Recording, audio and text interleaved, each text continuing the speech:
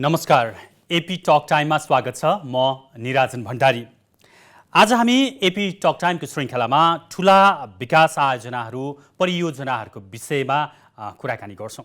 हुन त अहिले देशमा कोरोना सङ्क्रमण दर दिनका दिन बढिरहेको छ, मृत्यु हुनेको सङ्ख्या पनि बढिरहेको छ र यसका बावजुद पनि कतिपय विकास निर्माणका कार्यहरू अगाडि बढेकै छन्। यद्यपि त्यहाँ श्रमिकहरूको अभाव अहिले पनि देखिन्छ। कतिपय विकास आयोजनाहरू 15-20 वर्षदेखि पनि अलपत्र छन्। कहीँ बजेटको अभाव छ, कहीँ अन्य प्राविधिक समस्याहरू छ। वास्तवमा यो किन हुन्छ? यदि कुनै परियोजना समयमै सकाउने हो भने त्यसले देशको अर्थतन्त्रलाई ठुलो टेवा पुग्छ। त्यति थाहा हुँदाहुँदै पनि हाम्रा ठुला परियोजनाहरू अलपत्र र लथालिङ्ग अवस्थामा हुन्छन्। यी विविध विषय आज हामी छुँदैछौँ र यस विषयमा कुराकानी गर्न आज हामीसँग राष्ट्रिय योजना आयोगका पूर्व उपाध्यक्ष डाक्टर गोविन्दराज पोखरेल हुनुहुन्छ। स्वागत छ डाक्टर। हस्, नमस्कार। सन्चै आरामै हुनुहुन्छ? हजुर, आरामै भन्नुहुन्छ। सबभन्दा पहिला हिजो मात्रै प्रधानमन्त्रीले केही ठाउँहरूको भ्रमण गर्नुभयो र त्यसमा अरुण तेस्रोको पनि निरीक्षण गर्नुभएको थियो। एकातिर प्रधानमन्त्रीको पार्टीभित्रको आन्तरिक किचलो पनि छ, हैन? एउटा समूहले हिजै बैठक डाक्न खोजिरहेको बेला प्रधानमन्त्री अकस्मात उतातिर जानुभयो। त्यो प्रधानमन्त्रीको छल्ने दाउ पनि भने कतिले, त्यो आफ्नो ठाउँमा होला। तर प्रधानमन्त्री अथवा राष्ट्रका भनौँ न जिम्मेवार ओहदाका व्यक्तिहरू यो प्रकारको परियोजनाहरूको भ्रमणमा जाँदा यसमा के प्रभाव पर्छ? अब राजनीतिक पाटोलाई अर्को साइडमा छोड्दाखेरि अब उहाँले दुईटा किसिमले तयारी हिसाबले, जस्तै त्यहाँ गएर त्यो आयोजनाका समस्याहरू के हुन्।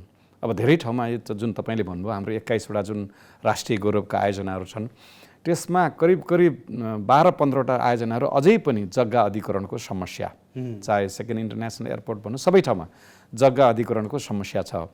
कही ठाउँ कन्स्ट्रक्सन मेटेरियल, निर्माण सामग्री पुग्न सकेको छैन। कही ठाउँ आवश्यक बजेट चाहिँ छुट्याइएको छैन र सुरक्षाको समस्या छ। यी यावत अथवा व्यवस्थापकीय समस्या पनि, यी यावत समस्यालाई पहिला मनन गरेर अध्ययन गरेर प्रधानमन्त्री अथवा मान्य मन्त्रीज्यूहरू जो पनि यदि फिल्डमा जाँदाखेरि त्यो कुराहरू बुझेर आएर त्यही किसिमको रिफर्म। ओके, म आज अरुण तेस्रो भन्दै थियो, हुन त गजबको संयोग छ, उहाँहरूकै पालामा क्यान्सल भएको। अहिले पहिला विश्व ब्याङ्कले बनाउने भन्दा क्यान्सल उहाँहरूकै पालामा भएको 51 सालमा, र अहिले जुन बन्दैछ त्यसका के समस्या छन् ती समस्यालाई उहाँ फर्केर आइसकेपछि मन्त्री परिषदको निर्णयबाट हुन्छ अथवा मन्त्रालयको समन्वय गरेर त्यो समाधान गरिदिनु भने यस्ता फलदायी नै हुन्छ। उहाँ मात्रै होइन, जुनसुकै प्रधानमन्त्री वा मन्त्री चाहिँ साइट भिजिट गर्नुहुन्छ र त्यो सम्बन्धित आयोजनाका व्यवधानहरू, त्यहाँ पैदा भएका समस्याहरू सम्बोधन गर्न यदि उहाँहरूले जमर्को गर्नुहुन्छ र त्यसलाई सम्बोधन गर्नुहुन्छ भने कम खर्च गरेर तामझाम नगरिकन यस्तो भ्रमण गर्दाखेरि राम्रो पनि हुन्छ। तर अब अहिले भ्रमणको सकारात्मक पक्ष त हुन्छ भन्नुभयो जस्तै, तर गयो, भ्रमण गरे, फर्कियो, फेरि ताल उही भएर त त्यसको फाइदा के पनि छैन। तर अब यो प्रणाली, मुख्यतः प्रणालीको विकास त हामीले गर्न सकेन। अब उहाँले जस्तै राष्ट्रिय योजना आयोगलाई बोलाएर हाम्रा अथवा चाहिँ सम्बन्धित मन्त्रालयहरू बोलाएर यो 21वटा हाम्रा राष्ट्रिय गौरवका आयोजनाहरू के समस्या भएको छ भनेर त्यसको बारेमा छलफल गरेर कानुन मन्त्रालयदेखि लिएर भूमि सुधार मन्त्रालयदेखि वन मन्त्रालय, वातावरण मन्त्रालय, जति पनि सरोकारवाला मन्त्रालयहरू छन्, अर्थ मन्त्रालय राखेर यो समस्या रहेछन्, तपाईँहरू यो समस्या समाधान गर्नुहोस् र यो सन्देश लिएर म फिल्डमा जान्छु भनेको भए पनि हुन्थ्यो। अथवा उहाँ अहिले फिल्डबाट आउनुभयो र आजभोलि नै न्युज सुन्न पाएपछि कम्तीमा पनि प्रधानमन्त्रीले एउटा राष्ट्रिय गौरवको आयोजना चाहिँ अध्ययन गर्नुभयो र अब विभिन्न सरकारवाला निकायहरूलाई बोलाएर त्यसमा भएका सम्बोधन चाहिँ समस्याहरूको सम्बोधन चाँडै गर्नुहुन्छ भन्ने सन्देश दिन सक्यो भने यो सकारात्मक हुन्छ। नत्र पनि यो कोरोनाको महामारीको बेलामा जनतालाई, सुरक्षा निकायहरूलाई जम्मा गरेर अब हरियो घाँस भएको ठाउँमा रातो कार्पेट ओछाएर जुन तामझामको हिसाबले, राजागामपाला पनि नहुने हिसाबले जुन भ्रमण गरियो, त्यो चाहिँ फेरि यदि त्यो भएन भने त्यो चाहिँ उपलब्धिमूलक चाहिँ हुँदैन। अब वास्तवमा त 25 जनाभन्दा बढी भेला हुन नपाउने भन्ने नियम अहिले पनि लागू नै छ। त्यो त भङ्ग भइसकेको छैन। प्रधानमन्त्री गएर सार्वजनिक रूपमा हजारौँ मान्छे उतार्नुहुन्छ, कतिले मास्क पनि लगाएका छैनन्। अब त्यसको छुट्टै बहस होला। अरूभन्दा पनि त्यसमा फ्रन्टमा खटिने सुरक्षाकर्मीहरू जुन बिहानदेखि बेलुकीसम्म उहाँहरूलाई भोलि कोरोना लाग्यो भने उपचारको व्यवस्था त्यही नै छ, होइन? त्यस कारणले सकारात्मक रूपले हेर्ने हो भने उहाँ थोरै मान्छे गएर तामझाम नगरिकन कमसेकम निर्देशन दिएर आएको भएर त्यहाँ सुनाइएका समस्याहरूको सम्बोधन गर्ने यहाँ अब भोलि पर्सि नै त्यो किसिमको मिटिङ राखेर उहाँले सम्बोधन गर्नुभयो भने यसलाई केही सकारात्मक रूपले हेर्न सकिन्छ होइन। अब उहाँले चाहिँ तामझाम देखाउन अथवा अरू राजनीतिक अभिष्टको हिसाबले जानुभएको भने त्यसको पाटै अर्कै एनालाइसिस गर्छ। डाक्टर साहबले सुरुमा अलिकति उठाउनु भएको थियो 21वटा हाम्रा राष्ट्रिय गौरवका परियोजनाहरू जुन छन् ती परियोजनाहरूको अवस्था कस्तो छ डाक्टर साहब? हजुरलाई अहिलेसम्म भएको जानकारी अनुसार कहाँ के अब जस्तै अब बबई सिँचाइ आयोजना करिब 32 वर्षभन्दा बढी भयो होइन। लुम्बिनी पनि अब त्यति नै भयो। लुम्बिनी जुन हाम्रो चाहिँ मास्टर प्लान अनुसार गर्ने हो योजनाहरू। अब थुप्रै आयोजनाहरू चाहिँ अब पश्चिम सेती पनि अब त्यसको केही थाहै छैन। पञ्चेश्वरको कुरै छोडिदिउँ होइन। त्यस कारणले हरेक आयोजनाहरू राष्ट्रिय गौरवका आयोजनाहरू धेरै त पोलिटिकली एनाउन्स भएका भए त्यसको रणनीतिक रूपले त्यो राख्दाखेरि के हुन्छ, त्यसले देशलाई कुन आवश्यकता, हाम्रो एउटा चाहिँ रणनीतिक आवश्यकता पुरा गर्छ कि जस्तै उत्तर दक्षिण राजमार्गहरू अथवा हुलाकी राजमार्गहरू तिनी रणनीतिक कुरा होलान्। जनतालाई सुविधा पनि दिने तर जनताको पहुँचमा पुर्याउने, जस्तै भारत र चीनसित बजारमा पहुँच पुर्याउने होला अथवा ट्रान्समिसन लाइनहरू त्यही किसिमको होला। त्यस कारणले अथवा अन्तर्राष्ट्रिय जुन विमानस्थलहरू छन् त्यो पनि हाम्रो अब आर्थिक समृद्धिको लागि चाहिँ तिनी आयोजना गरिएका होलान्। त्यस कारण कुनै आयोजनाको एउटा सर्टेन उद्देश्य हुन्छ होइन। त्यो उद्देश्य पुरा गर्नलाई त्यो किसिमको तयारी गरेर घोषणा गरिएका होइनन् नि होइन। भलै राजनीतिक दाउपेच लोकप्रियता अथवा चाहिँ कुनै एकजना प्रधानमन्त्रीले विशेष गरी यसमा बाबुराम भट्टराईको चाहिँ छ। अब यसलाई राष्ट्रिय गौरवका आयोजना भनिसकेपछि यसमा फोकस हुन्छ, यसमा बजेटको कमी हुँदैन र यसलाई राम्रोसँग लान सकिन्छ भन्ने त्यो मनसायले घोषणा गरिएको होला। तर त्यो घोषणा गरिसके पछिका गतिविधिमा अरू आयोजना जस्तै यिनीहरूलाई ह्यान्डलिङ गरियो। यिनीहरूलाई स्पेसल एउटा संयन्त्र बनाएर होइन, हामीसँग सार्वजनिक खरिद त छँदैछ, त्यही नै फेरि अर्को बनाउनु पर्दैन। तर दुई तिनवटा कुरा, एउटा व्यवस्थापकीय पक्ष, अब मान्छे चेन्ज भइरहेछ, आइरहेछ, गइरहेछ, त्यो व्यवस्थापकीय पक्ष हामीले अरू आयोजना भन्दा यिनमा सुधारेनौँ, त्यसमा हामीले सुधारेका छैनौँ। यसमा जग्गा अधिग्रहणको ठुलो समस्या छ धेरै ठाउँमा। आज हामीले सेकेन्ड इन्टरनेसनल एयरपोर्टकै कुरा गरौँ, पोखराकै धेरै दिनसम्म लाग्यो। त्यो जग्गा अधिग्रहणको समस्यालाई स्पेसल किसिमले सम्बोधन गर्यो कि गरेनौँ? EIA कै कुरा छ, वातावरण अध्ययनको कुरा छ, ती कुरालाई स्पेसल टास्क सर्टकट गराएर सम्बोधन गर्यो कि गरेनौँ?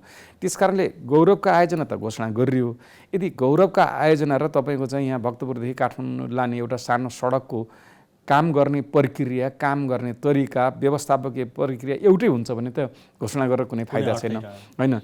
त्यस कारणले ती आयोजनाले हामीलाई रणनीतिक रूपले फाइदा हुने, हाम्रो रोजगारीका अवसर र आर्थिक समृद्धिको फाइदा हुने, देशलाई एकै ठाउँमा ल्याउनको लागि, देशलाई कनेक्सन गर्नको लागि होइन, पूर्व पश्चिम उत्तर दक्षिणका जनतालाई युनाइट गर्नको लागि ल्याउने, अथवा हामीले देशले व्यवस्थापन जस्तै भेरी डाइभर्सन गरियो, त्यहाँ चाहिँ त्यो टनल बोरिङ मेसिन प्रयोग गरियो, त्यसमा हाम्रा प्राविधिकहरूको क्षमता बढ्यो कि त्यस्तो क्षमता बढाउनलाई जस्तै सुरुङ मार्गहरू हामी धेरै गराउन सक्यौँ भने हाम्रो जनशक्तिको क्षमता बढ्छ।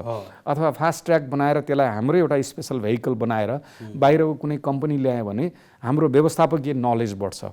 जस्तै तपाईँले खिम्ती र भोटेकोसी विदेशी लगानी ल्याएर हाइड्रो पावर गराइयो, डलरमा PPA साइन गर्यो, घाटा भयो होला धेरै। तर त्यसपछि नेपालका हाइड्रो पावरमा लगानी गर्नेदेखि व्यवस्थापन गर्नेदेखि र त्यसलाई सञ्चालन गर्ने सबै नेपाली इन्जिनियरहरू हुन्छ। यो हामीले गर्व गर्नुपर्छ किन तिनको स्पिल ओभर बेनिफिट हो। किनभने त्यस कारण कि त्यो रणनीति हिसाबले हेर्नु पर्यो। त्यसै कारणले यी राष्ट्रिय गौरवका आयोजनाहरूको जुन एउटा क्याटेगोराइज गरेर यो आयोजना रणनीतिक रूपले ल्याएको, यो आयोजना आर्थिक विकासको लागि ल्याएको, यो आयोजना हाम्रो व्यवस्थापकीय क्षमता बढाउनको लागि ल्याएको, यो आयोजना हामीले निजी क्षेत्रको लगानी तान्नको लागि जस्तै अरुणको ल्यायौँ होइन, अपर कर्णाली ल्यायौँ, भोलि फास्ट ट्र्याकको त अब सेनालाई दिइसक्यौँ हामीले। त्यस कारणले ती के उद्देश्य थियो, त्यो उद्देश्यलाई परिपूर्ति गर्नलाई चाहिँ जुन टार्गेट गर्नुपर्छ त्यसमा देखिएन। त्यस कारणले जुन एउटा एडहकिजम भन्छ होइन, यो एउटा सनकको भरमा राष्ट्रिय गौरवका आयोजना घोषणा गर्ने र त्यस पछाडिको तयारी गर्ने चाहिँ काम जुन गरेनौँ। किनभने हामी राष्ट्रिय योजनामा हुँदाखेरि यो जग्गा अधिग्रहण सम्बन्धी साह्रै समस्या भएर जग्गा जुन प्राप्त गर्ने नीति बनाएका थियौँ, पछि ऐनमा अहिलेसम्म पनि ऐन बन्न सकेको छैन। तपाईँ 2015-2071-72मा हेर्नुभयो जग्गा प्राप्ति नीति एउटा बनाइएको थियो। त्यो भनेको चाहिँ जग्गा लिनलाई पनि केही नीतिगत कुराहरूमा जानुपर्ने हुन्छ। त्यस कारण राष्ट्रिय गौरवका आयोजनाहरू ढिलो हुनुको पछाडि तिनीहरूलाई गौरव जुन मानिएको थियो त्यो किसिमको तयारी नाम चाहिँ गौरवको भयो तयारी नहुनु र सम्बन्धित निकायमा त्यो किसिमको सिरियसनेस नदेखिनु र हिजोको जुन प्रधानमन्त्रीज्यूको भिजिट छ योभन्दा पहिला पनि धेरै प्रधानमन्त्रीहरूले भिजिट गर्नुभएको छ यदि आजदेखि नै उहाँले चाहिँ त्यो आयोजना भएका मैले फेरि पनि भन्छु जग्गा प्राप्तिको वातावरण यो अध्ययन जुन छ जङ्गलको कुरा छ त्यसपछि निर्माण सामग्रीको कुरा छ आवश्यक बजेट छ त्यसमा आवश्यक पर्ने जनशक्तिको कुरा छ यी कुराहरू लगायत जति पनि समस्या छन् तिनलाई सम्बोधन गर्न नीतिगत रूपमा हुन सक्छ अब समन्वय गर्ने हिसाबले हुन सक्छ यदि त्यसलाई सम्बोधन गरिदिनु भयो भनेदेखि बल्ल चाहिँ प्रधानमन्त्रीले भ्रमण गरेर आएपछि राम्रो भयो भन्न सकिन्छ अब यो अरुण तेस्रोको पनि त अहिलेसम्म 40% देखि काम त अगाडि बढेकै छ त्यो कुराको जानकारी आयो हजुर हैन मतलब तपाईले विस्तारमा भनिसक्नु भएको छ अब हजुरको भरमा अथवा एउटा निश्चित सनकको भरमा एउटा घोषणा गर्दैन त्यसलाई चाहिँ नि कसरी कार्यान्वयन गर्ने भन्ने कुनै कामै नगर्ने जुन परिपाटी देखियो स्पेशल एउटा चाहिँ विशेष किसिमको एउटा संयन्त्र चाहिँ निर्माण गर्नुपर्छ तपाईलाई म दुईटा सानो चिजले फरक पार्छ म एक दुईटा जस्तै हामीले जग्गा प्राप्ति नीति भनेर जुन सन् 2015 मा राष्ट्रिय योजना ल्यायो त्यसलाई चाहिँ ऐनमा लानुपर्छ किन हाम्रो पोलिसी भनेको त गाइडलाइन मात्रै हो नीति भनेको त त्यसले एउटा मार्गनिर्देश मात्रै गर्ने हो त्यो म्यान्डेटरी हुँदो रहेछ तर त्यसलाई कानुनै बनाउनु पर्यो हामीले जग्गा प्राप्त कसरी गर्ने भन्ने जनतालाई पनि स्वीकार हुने जग्गा प्राप्त गर्ने सबै देशमा छ यो जग्गा प्राप्त गर्नुपर्छ हैन त्यो एउटा हेर्नु पर्यो अर्को कुरा चाहिँ तपाईलाई मैले एउटा भूकम्पको पुनर्निर्माणको कुरा गर्छु जस्तै सुकुम्बासी र जोखिमयुक्त बस्ती भएका मान्छेहरूलाई घर कसरी बनाउने भन्ने समस्या पर्यो अब हामीले नेपाल सरकारले सारेर लगेर बनाउँदाखेरि हाम्रो साउथ एसियाको कुनै पनि त्यो सफल अनुभव छैन सरकारले बस्ती सारेर राखेको ठाउँमा मान्छे त्यति बसेको छैन आफै भोलिन्टियर गरेर गएको मान्छे मुस्ताङको मान्छे रूपन्देहीमा गएर मजाले बसेको छ हैन त्यसैले हामीले त्यति बेला के नीति गरिदियौँ भने ल तपाईँ जोखिमयुक्त बस्तीमा हुनुहुन्छ भने 2 लाख रुपियाँ तपाईँले घडेरी किन्न पाउनुहुन्छ नजिक सुरक्षित ठाउँमा किन्नुपर्छ पास गर्यौँ अहिले करिब धेरै घर परिवारहरू जोखिमबाट नजिक घडेरी किन्नु बनायो भन्नाले सानो सानो नीतिगत सुधारले पनि यस्ता कुरामा समस्यामा सम्बोधन गर्छ त्यसकारणले मलाई जहाँसम्म लाग्छ अहिले अब यी कुरा हामीले 3 वर्ष त यो सरकारको शासन हेर्यौँ हामीले आशा गरेका थियौँ नयाँ यो रेल पानी जहाज आउँदै गर्ला तर जति पनि पुराना अनगोइङ प्रोजेक्टका समस्याहरू समाधान गरिदिएको भए धेरै आयोजनाहरू 2 वर्षमा यो सरकारले सम्पन्न गर्न सक्थ्यो तपाईले प्रसङ्ग उठाउनु भयो यो सरकार शक्तिशाली सरकार कम्युनिस्टको सरकार जनताको लागि काम गर्ने सरकार भन्ने जुन प्रकारको त्यो मान्यता एउटा छ विश्वभरि रूपमा हैन कम्युनिस्टहरूको सरकारमा 3 वर्षमा अगाडिका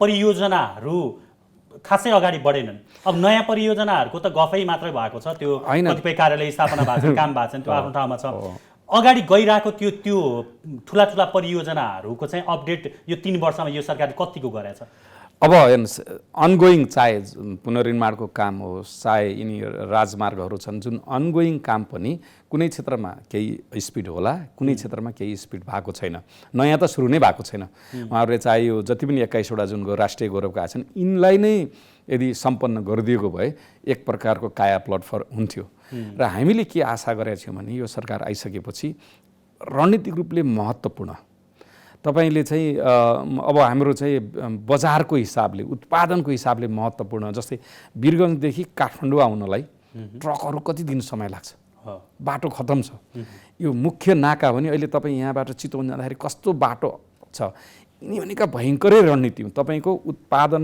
मूल्य अथवा लागतै घटाइदिन्छ तपाईले वीरगञ्जको ट्रक काठमाडौँ आउँदाखेरि यदि तपाईले 2 दिन छुट्याइदिनु भयो भने त लागत त तपाईँको प्रति केजी लागत मूल्य घट्छ नि हैन त्यसको प्रत्यक्ष असर सकारात्मक रूपमा त उपभोक्तालाई पर्ने जस्तै हामीले भारतबाट जति आयात गर्छौँ अथवा निर्यात गर्छौँ भारतबाट नेपालका विभिन्न शहरमा आउने बाटाहरू किन हामीलाई हामी सबै चिज आयात गर्छौँ अथवा भोलि फर्किन जाने पनि बाटो त्यही हो टीलाई मात्रै ध्यान दिएको भए र वीरगञ्जको ट्रक चाहिँ 1 दिनमा 24 घण्टामा यदि काठमाडौँ आउन सक्ने सजिलै आउन सक्ने व्यवस्थापन गरिदिएको भए त ट्रकवालाले पनि भाडा कम लिन्थ्यो उपभोक्ताले ती कुरामा कुनै रणनीतिक कुरामा चाहिँ अहिलेको सरकारले फोकस गरेको देखिएन तपाईले दुईटा चिज एउटा अनगोइङ प्रोजेक्टलाई अहिले जुन निर्माणाधीन पहिला थिए ती कामहरूलाई सबैलाई राम्रो राष्ट्रिय गौरवका आयोजनाहरूदेखि लिएर सबैलाई राम्रोसँग सम्पन्न गरिदिएको भए र जस्तै विद्युतीय प्रसारण लाइन कुलमानजीले निकै प्रयास गर्नुभयो, तर कुलमानको मात्रै प्रयासले त हुँदैन, जग्गा अधिग्रहण त कुलमानले गर्न सक्दैन।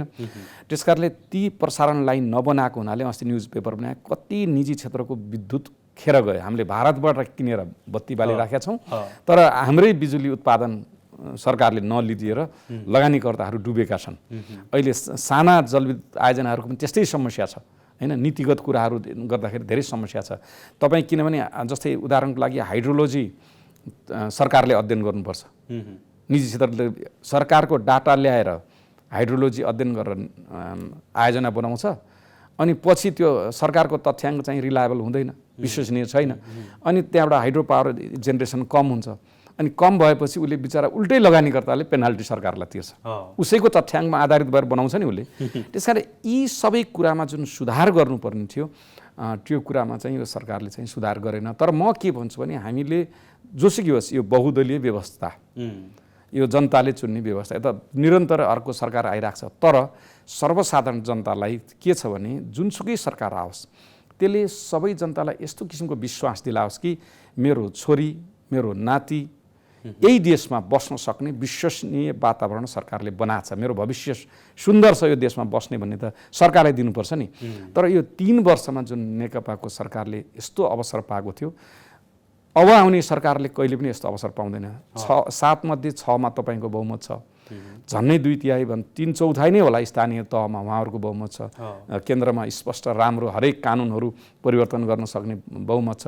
यस्तो किसिमको सरकार भविष्यमा कुनै पनि पार्टीले पाउन सक्दैन। तर यस्तो अवसर खेर जाँदाखेरि हामी सबै नेपालीको दुर्भाग्य हो, यो नेकपाको दुर्भाग्य मात्रै होइन, हरेक नेपाली जसले जसुकै पार्टीलाई भोट हाले पनि यो सरकारले राम्रो काम नगरिदिएर हामी पछाडि पर्नु, युवाले रोजगारी नपाएर तिहारको टिकाको अगाडि कोरोनाको कहर सधैँ भारततिर लाग्नु, जुन यो 3 वर्षमा अब 20 अरब खर्च गर्दाखेरि मान्छेले साधारण अक्सिजन नपाएर अस्पतालकै कर्मचारीको मृत्यु हुनु हैन, यी कुराहरूमा जुन सरकारको असक्षमता अथवा एक प्रकारको जुन संवेदनहीनता जुन देखियो त्यसले सबै नेपालीले दुःख पाएका छन्। र हामी सबै नेपालीले चाहिँ हाम्रो भाग्य त्यस्तो राम्रो रहन्छ, हामीले यस्तो मौकामा पनि गुमायौँ अवसर। अब त 2 वर्ष मात्रै छ, अब भविष्यमा यस्तो सरकार आउँछ। ठुला परियोजनाहरू सम्पन्न भइदिएका भए सबै नेपालीको भविष्य सुनिश्चित हुन्थ्यो, त्यो आफ्नो ठाउँमा छ, धेरै तर्फबाट फाइदा हुन्थ्यो। तर 3 वर्ष त त्यत्तिकै गइसके जस्तो देखिन्छ, सरकार कहाँ रुमल्लिएछ जस्तो तपाईँको विश्लेषण छ? सरकार एउटा यति धेरै शक्तिशाली हो, यति सरकार एउटा के भने सरकारको अलिकति अहमपन देखियो, हामीले जे गरे पनि हुन्छ भन्ने हो। सरकारमा बस्ने साथीहरूका इभन ट्विटै हेर्नुभयो भने उहाँहरू चाहिँ मानौँ राजाका पालामा पञ्चहरूले पनि त्यस्तो किसिमको ट्विटहरू गरेर त्यति अहमता घमण्ड चाहिँ देखाउँदैनन्। सरकार एउटा आफूलाई चाहिँ अहमता प्रदर्शन गर्यो र यही कोरोनाकै केसमा विज्ञहरूको चाहिँ जति पनि सल्लाह सुझाव दिएछ, अब सरकारका सल्लाहकारहरू त मिडियामा के लेखेको छ, अनलाइनमा के लेखेको छ, आलोचना कसरी गरेको छ, समालोचना कसरी गरेको छ, ती कुराहरू ल्याएर प्रधानमन्त्री मन्त्रीहरूलाई फिड गरेर ल है यसरी जाउँ। जस्तै अहिले एउटा अर्थमन्त्रीले जुन भयो किताबको जुन 10 सानो चिज हो, तर उहाँले चाहिँ एउटा जनताको जुन गुनासो सुन्नुभयो, त्यो किसिमको यदि सुरुदेखि सरकारले गर्न सकेको भए, यहाँ त के भने तपाईँ त्यो पार्टीको यदि व्यक्ति हुनुहुन्न भने तपाईँले दिएको सुझाव त उहाँहरूलाई बिजाउँछ, त्यो माने भने त हाम्रो व्यक्ति नै हुनु परेन, अहिले त गुटको व्यक्ति हुनु पर्यो। गुट त्यो सुझाव दिँदा बित्तिकै उहाँहरूलाई चाहिँ त्यो बित्छ, यो चाहिँ आफ्नो अपमान भए जस्तो ठान्नुहुन्छ। त्यसकारणले देश चलाउने चुनाव हो, चुनाव त कसैले जित्छ हार्छ। त्यसकारणले जुन हामीले एउटा मौका गुमायौँ सरकारको मतलब सरकारको जुन प्रकारको शैली देखियो, एउटा तयारी नै रहेछ, तयारी नै छ। म यहाँलाई एउटा कुरा भनौँ, चुनाव भयो, उहाँहरू सरकारमा आउनलाई 3 महिना लाग्यो, किनभने हाम्रो संविधानमा राष्ट्रिय सभा 1/3 महिला दुनियाँको कुरा व्यवस्थाले गर्दाखेरि उहाँहरू आउन पाउनु भएन, तर सरकार उहाँहरूको बन्छ भन्ने त थाहा थियो। कमसेकम त्यो पार्टीका विज्ञहरू बोलाएर त्यो पार्टीमा विकास सम्बन्धी, सुशासन सम्बन्धी, यिनी व्यापक समस्या सम्बन्धी विज्ञ त होला नि। त्यो 3 महिनामा अब हामी सरकारमा गएपछि पहिलो दिनदेखि नै तयारी यसरी गर्ने भनेर जुन तयारी गर्नु पर्थ्यो त्यो तयारी चाहिँ रहेछ।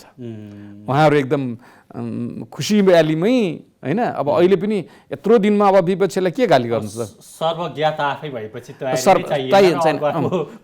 मलाई अचम्म लाग्यो उहाँहरूले। ठिक छ, अब घोषणापत्रमा त उहाँ त अनरियलिस्टिक कुराहरू होइन, $5,000 प्रति व्यक्ति आय संसारमै त्यति चाँडै हुन नसक्ने चिज। तर पनि जुन 3 महिना समय पाउनु भएको थियो, मङ्सिरदेखि जुन फागुनको 3 गते आउनुभयो, त्यो बेलामा पनि तयारी गर्नुभएको छ। हामी कसरी जाने, अर्थ मन्त्रालयले कसरी काम गर्ने भन्ने कुरा सबै एडहकिजममा, पपुलिजममा होइन, लोकरिज्याइमा कसरी जनतालाई 2-4 दिन खुसी पार्न सकिन्छ भनेर होइन। अब एउटा तपाईँ चितवनमा 51-52 सालतिर गोबर ग्यास निकालेर पाइपबाट ग्यास गर्थ्यो। अब त्यस्तै कुरा प्रधानमन्त्रीले उद्घाटन गरेर अब सबैको घरमा पाइपबाट ग्यास आउँछ। यो किसिमको अपरिपक्वता, उहाँहरू राजनीति मात्रै गर्न जान्नुभएको रहेछ। राजनीति पनि गाली गलौजको, आलोचनाको होइन। पञ्चायतलाई गाली गर्नुभयो, काङ्ग्रेस हुँदाखेरि काङ्ग्रेसलाई गाली गर्नुभयो, त्यो मात्रै एउटा सिक्नु भएको रहेछ। तर कसरी चाहिँ समृद्धितिर जाने भन्ने धेरै उहाँहरूमा चाहिँ रहेनछ भन्ने कुरा, अथवा भएर पनि त्यो बताउने मान्छेको अहिलेको वर्तमानको टिमले कुरा सुनेन। तर त्यो त प्रष्टै देखिएको कुरा हो। किनभने तपाईँले अहिले पनि यो गणतन्त्र आएपछि हेर्नुभयो भने करिब 4500 दिनभन्दा बढी यो गणतन्त्र आएको भयो। त्यसमा उहाँहरूले करिब 3300 दिनभन्दा बढी त कम्युनिस्टकै प्रधानमन्त्री भएको छ यो देशमा। 861 दिन मात्रै काङ्ग्रेसको प्रधानमन्त्री भएको छ। त्यही पनि संविधान बनाउने बेलामा र स्थानीय चुनाव र चुनाव गराउने, विकास निर्माण भन्दा पनि संविधान बनाउने, कहिले चुनाव गराउने 861 दिन काङ्ग्रेसले भएको छ। 3300 दिनभन्दा बढी चाहिँ नेकपाको सरकारको नेतृत्व छ यो देशमा। गणतन्त्र आएपछि, गणतन्त्र भनेको राष्ट्रपति पनि तपाईँ, प्रधानमन्त्री, तर खै त विकास त। तर उहाँहरूले अझै पनि चाहे विद्वान अर्थमन्त्रीदेखि लिएर सबै काङ्ग्रेसलाई नै श्वेतपत्र निकालेर गाली गर्नुहुन्छ। र तपाईँले हेर्नुहुन्छ भने 48 सालकै गएको चैतसम्म हेर्नुहुन्छ भने करिब 3300 दिन त नेपाल कम्युनिस्ट पार्टीकै प्रधानमन्त्री भएको रहेछ होइन। र एमाले मात्रै हेर्नुहुन्छ भने गठबन्धनमा गएर सरकार 5000 दिन भएको रहेछ, काङ्ग्रेसको प्रधानमन्त्री 5000 दिन भएको रहेछ भन्दाखेरि एमाले उत्तिकै सरकारमा बसेको छ। तर अहिले पनि उहाँहरूले चाहिँ जति पनि आरोप सबै बिगारे जति काङ्ग्रेसले भन्छ। अब विद्वान अर्थमन्त्रीले के भनिदिनु भयो थाहा छ तपाईँलाई? निजीकरण चाहिँ हठातमा गरेर भन्नुभयो। मैले यसो अध्ययन गरेँ, जस्तै बाँसबारी छाला जुत्ता कारखाना छ नि, त्यो निजीकरण गरेको कारखानालाई चाहिँ यदि अहिले तपाईँले त्यही निजी कारखाना बनाउनुहुन्छ भने करिब 25-30 करोडमा बन्छ होइन। त्यो भनेको के हो? एक दिनमा तपाईँको अहिले करिब 3 अरब रुपियाँ राजस्व उठ्छ। तपाईँले एक दिनको राजस्वले, जुन काङ्ग्रेसले भ्याट सिस्टम ल्याएर प्रगतिशील कर ल्याएर जुन बनाइदिएको थियो, त्यो एक दिनको राजस्वले तपाईँले बाँसबारी जस्ता 6वटा कारखाना खोल्न सक्नुहुन्छ। हिम्मत गर्नुभयो त उहाँहरूले? निजीकरण नराम्रो थियो भने त एक दिनको राजस्वले खोलिदिएको भए भइहाल्थ्यो नि। त्यस कारणले फगत जनतालाई चाहिँ, जनता सोझो छ बिचरा होइन, जनता सोझो छ, जनताले तथ्याङ्क बुझ्दैन र काङ्ग्रेस विपक्ष पनि अलिक कमजोर छ, जनता दिन पुग्दैन होइन। त्यस कारणले हामीलाई अब अर्को भयो भने यो प्रतिपक्ष र प्लस कोरोनाले गर्दा पनि भयो। कोरोनाले गर्दाखेरि मान्छेले विरोध गरेर आउन सकेन, प्रतिपक्ष पनि कता कता अलमल भयो। त्यस कारणले सरकारले पनि अहमता देखाउन पाएर विकासमा त्यति ध्यान दिएन। अब जाँदा जाँदै हजुर, राष्ट्रिय योजना आयोगको उपाध्यक्षमा तपाईले काम गरिसक्नु भएको छ। अहिले राष्ट्रिय योजना आयोगको कामहरू हेरिरहँदा कस्तो लाग्छ? राष्ट्रिय योजना आयोग आफैमा स्वायत्त छ कि अथवा सरकारको छाया जस्तो भएर सरकारले जे भन्छ त्यही काम गरिरहेको छ कि आजको दिनमा कसरी विवेचना गर्नु? होइन, अब राष्ट्रिय योजना आयोगले त सरकारसितै मिलेर काम गर्नुपर्छ, त्यो त अन्यथा होइन। तर उहाँहरूले रेगुलर काम जुन 15औँ योजना ल्याउनेदेखि लिएर अलिअलि गर्नुभएको छ। अहिले मैले सुनेको यो कोरोनाको अध्ययनको गर्नुभएको छ भन्ने सुनेको छु। तर गर्नु के पर्थ्यो भने तपाईँ कोरोनाले कति असर पर्यो प्रत्येक महिना बुलेटिन आउनु पर्थ्यो क्या। तथ्याङ्क विभाग पनि राष्ट्रिय योजना आयोगभित्रै पर्छ। तपाईँले कोरोनाको कारणले गर्दाखेरि असोजमा कति असर पर्यो, त्यो तथ्याङ्कले के गर्छ भने लगानीकर्तालाई आँखा खोलिदिन्छ, त्यसपछि गएर सरकारलाई आँखा खोलिदिन्छ। त्यस कारणले त्यो अहिले जुन हामीले चाहेको, जुन भूकम्पपछि हामीले तुरुन्तै गरेका थियौँ नि 1 महिना, त्यस कारण प्रत्येक महिनाको अर्थतन्त्रमा यो कोरोनाले गर्दाखेरि असर परेको चिज रेगुलर गरिदियो भने ब्याङ्किङहरूले लगानीको कुरालाई कसरी जाने भनेर सोध्छन्, निजी क्षेत्रले ऋण लिएर लगानी गर्ने कुरा कसरी सोध्छ, सरकारले कुन किसिमको राहतको अथवा प्याकेज ल्याउनुपर्छ भन्ने सोध्छ। त्यसमा कमी देखिएको छ, नत्र रेगुलर काम चाहिँ उहाँले गर्नुभएको छ। अब सरकारकै अङ्ग हो, अब सरकारभन्दा अगाडि नागेर त उहाँहरूले गर्न सक्नुहुन्न। तर अहिलेको अर्थमन्त्रीले जहाँ आशा गरौँ उहाँले अलिक बढी रोल दिनुहोला। तर पहिलेको अर्थमन्त्रीले राष्ट्रिय योजनालाई अलिकति छायामै पारिदिनु भयो। हुन्छ, यहाँको समय र विचारको लागि म AP1 को तर्फबाट धेरै धन्यवाद दिन हस्, धन्यवाद, हस्, धन्यवाद। दर्शकवृन्द, उहाँ हुनुहुन्थ्यो राष्ट्रिय योजना आयोगका पूर्व उपाध्यक्ष डाक्टर गोविन्दराज पोखरेल। उहाँसँगको यही संवादसँगै AP टक टाइमको समय आजको लागि सकिएको छ। हामीलाई बिदा दिनुहोस्। नमस्कार।